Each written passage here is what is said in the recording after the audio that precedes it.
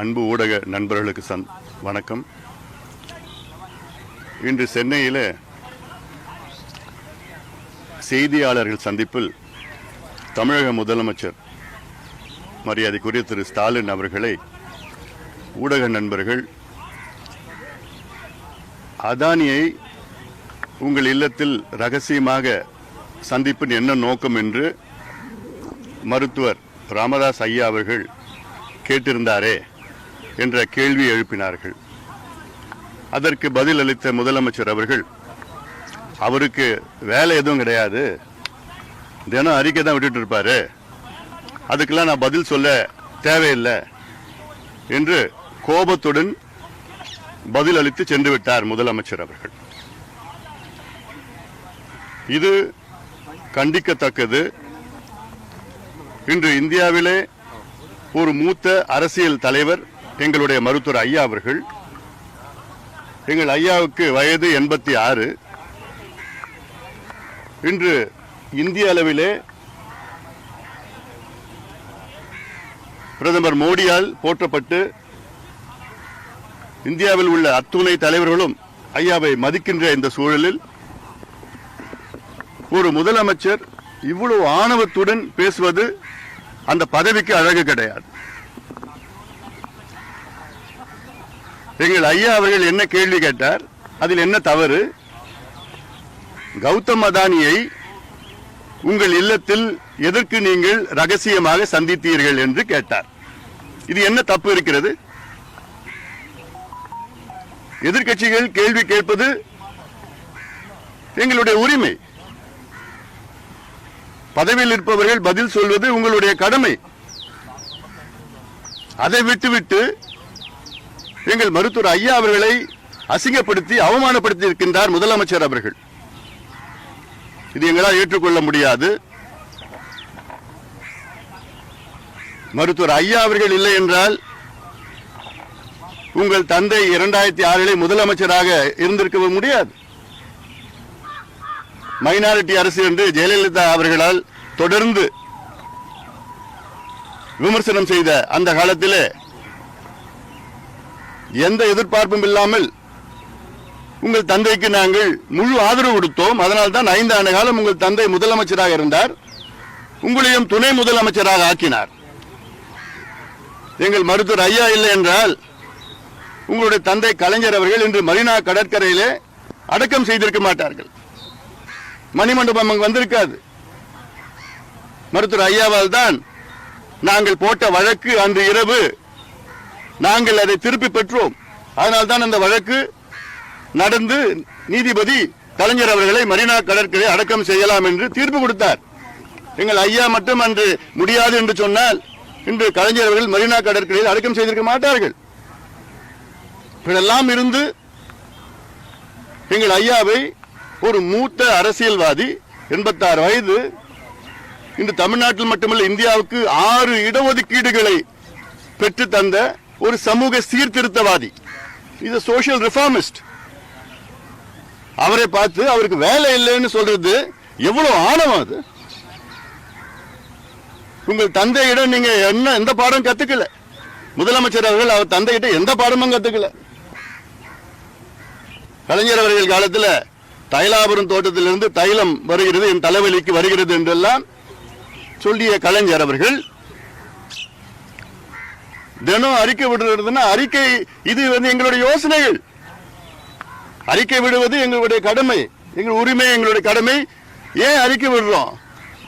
தமிழ்நாடு மக்கள் நலம் பெற வேண்டும், தமிழ்நாடு வளர்ச்சி பெற வேண்டும் என்ற காரணத்தால் தான் அறிக்கை விடுகின்றோம்.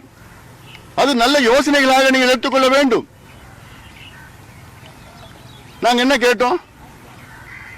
ஏன் அதானி வந்தார், உங்களை சந்திச்சாரு, அது அதிகாரப்பூர்வமான சந்திப்பா இல்ல தனிப்பட்ட சந்திப்பா? அதுல ஏன் வீட்டிலேயே அந்த சந்திப்பு நடந்தது? அமெரிக்காவில் தமிழ்நாடு மானம் கப்பல் ஏறி போயிட்டு இருக்கு. அமெரிக்கா நீதிமன்றத்தில் அதானி குழுமம் இந்தியாவில் உள்ள அரசியல் தலைவர்களுக்கு, அதுவும் குறிப்பாக 5 மாநிலங்களில் தமிழ்நாடு, தெலுங்கானா, ஆந்திரா, ஒரிசா, சத்தீஸ்கர், ஜம்மு காஷ்மீர், இந்த 5 மாநிலங்களில் உள்ள அதிகாரிகள், அரசியல்வாதிகளுக்கு கையூட்டு அதாவது 2650 கோடி ரூபாய் கையூட்டு கொடுத்ததாக அமெரிக்கா நீதிமன்றத்திலே ஒரு குற்றச்சாட்டு. அப்போ அதுக்கு பதில் சொல்ல வேண்டியது முதலமைச்சருடைய கடமை. அது அதை விட்டுட்டு அமைச்சர் பதில் சொல்வார்னா, அதானி அவர்கள் உங்கள் இல்லத்தில் சந்திப்பதற்கு அமைச்சர் எதுக்கு பதில் சொல்லணும்? உங்களை நீங்க சொல்ல வேண்டியதானே? இது ஒரு சாதாரண ஒரு கேள்வி. உங்கள் மடியில கனம் இல்லைன்னா நீங்க பதில் சொல்லிட்டு போங்க. உங்களுக்கு எதுக்கு இவ்வளவு பதட்டம்? உங்களுக்கு ஒரு மிகப்பெரிய ஒரு ஊழல் குற்றச்சாட்டு அமெரிக்காவில், அதுவும் அங்க அமெரிக்காவில் அங்க FBI எல்லாம் விசாரணை பண்ணிட்டு தான் அதை தாக்கல் செஞ்சிருக்கிறாங்க. அதுக்கு தமிழ்நாடு பேர் அடிபட்டு இருக்கு. அதுக்கு ஐயா என்ன கேட்டிருக்காரு? விசாரணை நடத்துங்கன்னு சொல்றாரு. தமிழ்நாடு மின்சார வாரியத்தின் பேர் அங்கே அடிபடுது, கையூட்டு வாங்கி இருக்கிறாங்கன்னு. அதுக்கு விசாரணை வைங்க. நீங்க நேர்மையா நியாயமா இருந்தீங்கன்னா நீங்க விசாரணை வை. யார் அதுல கையூட்டு வாங்கியிருக்காரு, யார் வாங்கி பண்ணிருக்கான்னு செய்யுங்க. உண்மை வெளியில வரணும். இது உங்களுடைய கடமை. அது அதை விட்டுட்டு அவருக்கு வேலை இல்லைன்னா என்ன பதில்? அது ஒரு முதலமைச்சர்கிட்ட இவ்வளவு ஒரு பதில் யாருமே எதிர்பார்க்கல. நாங்க எதுவும் எதிர்பார்க்கல.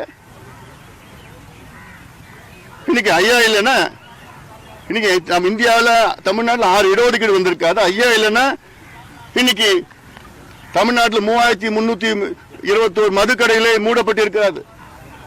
இந்த மது ஒழிப்பு இன்னைக்கு தமிழ்நாட்டில் எல்லா கட்சிகளும் மது ஒழிப்பு கொள்கை ரீதியில ஏற்றுக்கொண்டது எங்களுடைய மருத்துவர் ஐயாவால் தான். எனக்கு பதவி வேண்டாம், பொறுப்பு வேண்டாம், சட்டமன்றம் நாடாளுமன்றம் நான் போக மாட்டேன்னு இன்னைக்கு ஒரு சமூக சீர்திருத்தவாதியாக 86 வயதிலே வாழ்ந்து கொண்டு போராளியாக இருக்கின்றார். அவரை பார்த்து கொச்சைப்படுத்தி கொண்டிருக்கின்ற முதலமைச்சர் இது எங்களால் ஏற்றுக்கொள்ள முடியாது. முதலமைச்சர் அவர்கள் முதலில் ஐயாவுக்கு வருத்தம் தெரிவிக்கணும், இல்ல மன்னிப்பு கேட்கணும். இல்ல எங்க தொண்டர்களுடைய உணர்வை கட்டுப்படுத்த முடியாது. இது எவ்வளவு யோசனைகளை, நல்ல யோசனைகளை நாங்கள் தொடர்ந்து அன்றாடம் முன்வைத்துக் கொண்டிருக்கின்றோம். இது தமிழ்நாட்டின் வளர்ச்சி, இந்தியாவின் வளர்ச்சிக்காக. தமிழ்நாடு இன்னைக்கு பாத்தீங்கன்னா குடியார நாடா தமிழ்நாடு மாறிடுச்சு.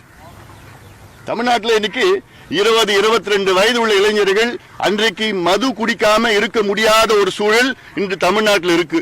அதுதான் திராவிட மாடல்.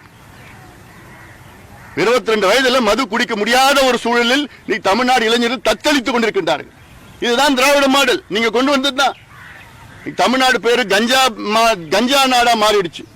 எந்த தெருவிலையும், எங்க பள்ளிக்கூடத்திலையும், எந்த கல்லூரியிலையும் பார்த்தா கஞ்சா வித்துட்டு இருக்கிறாங்க. அவ்வளவு போதையில தத்தளித்துக் கொண்டிருக்கிறது. ஊழல் அப்படி ஊறி இருக்கிறது. இந்த முன்னேற்றம் எதுவுமே கிடையாது. வசனம் பேசிட்டு இருக்கிறாங்க. முதலமைச்சர் அவர்களே, பக்குவமா இருங்க. உங்க தந்தையை போன்ற பக்குவமா கத்துக்குங்க. இது நான் சொல்லி நீங்க கத்துக்கணும்னு அவசியம் கிடையாது. அது உங்களுக்குள்ள இருக்கணும். அது இந்த பொறுப்புல நீங்க வந்திருக்கிறீங்க. ஒரு முதலமைச்சர் பொறுப்புனா ஒரு கவனமா பக்குவமா கையாள வேணும். கோவப்படக்கூடாது, பதட்டப்படக்கூடாது. யாரும் எதிர்கட்சியில் கேள்வி கேட்டாலும் பதில் சொல்லணும். அது உங்களுடைய கடமை. அந்த பொறுப்புல நீங்க இருக்கிறீங்க. நீங்க அதை விட்டுட்டு அவமானப்படுத்துவது உங்கள் வேலையே கிடையாது. அது நிச்சயமாக அது நீங்கள் செய்யக்கூடாது. அதுக்கு மீண்டும் நான் சொல்றேன், எங்களுடைய மூத்த மருத்துவர் ஐயா அவர்களை அவமானப்படுத்திய முதலமைச்சர் அவர்கள் வருத்தம் தெரிவிக்கணும், மன்னிப்பு கேட்கணும். இது குறைஞ்சபட்சம் அவர்கிட்ட நாங்க எதிர்பார்க்கிறோம். அரை நூற்றாண்டுகள் அரசியல்ல பாமகவோட அறிக்கைகளுக்கு என்னைக்குமே அரசு, எந்த அரசா இருந்தாலுமே ஒரு நடவடிக்கை இருக்கும், உடனடி நடவடிக்கை இருக்கும். இப்போ இந்த காலத்துல அந்த அறிக்கைக்கு வந்துட்டு இவ்வளவுமான ஒரு முதிர்ச்சியற்ற பதில நீங்க எப்படி பாக்குறீங்க? இதோட எதிர்வினை எந்த? இது எங்களுக்கு எல்லாம் மிகப்பெரிய ஒரு அதிர்ச்சியில் இருக்கிறோம். ஏன்னா இன்னைக்கு ஐயா அவர்களை எல்லா கட்சியும் ஏத்துக்கிறாங்க. இன்னைக்கு 45 ஆண்டு காலம் பொது வாழ்க்கையில ஐயா ஈடுபட்டு ஒரு போராளியாக வாழ்ந்து கொண்டிருக்கின்றார். அப்படிப்பட்ட ஒரு ஐயா இன்னைக்கு அசிங்கப்படுத்தி அவமானப்படுத்தி இருக்கின்ற முதலமைச்சர் எங்களால் மட்டுமில்லை, எங்கள் தொண்டர்களால் ஏற்றுக்கொள்ள முடியவில்லை. எங்கள் தொண்டர்கள் எல்லாம் இன்னைக்கு கொந்தளிப்பாக இருக்கின்றார்கள். ஏன்னா இவர் ரஷ்யா முன்னாள் அதிபர் சர்வாதிகாரி ஸ்டாலின் கிடையாது. தமிழ்நாட்டின் முதலமைச்சர், மக்களால் தேர்வு செய்யப்பட்ட முதலமைச்சர் அவர்கள். இன்னைக்கு தமிழ்நாடு பேரு இன்னைக்கு அல்ல கெட்டு போயிட்டு, தமிழ்நாடு பேர் இன்னைக்கு அமெரிக்காவிலே ஊழல் குற்றச்சாட்டில் அடிபட்டு இருக்கிறது என்றால் முதலமைச்சருடைய கடமை அதற்கு பதில் சொல்ல வேண்டும் என்ற கடமை அது. அதை விட்டுட்டு தலைவர்களை, அரசியல் தலைவர்களை அவமானப்படுத்திக் கொண்டிருக்கின்ற முதலமைச்சர் நிச்சயமாக இது ஒரு முதலமைச்சருக்கு நன்கு கிடையாது.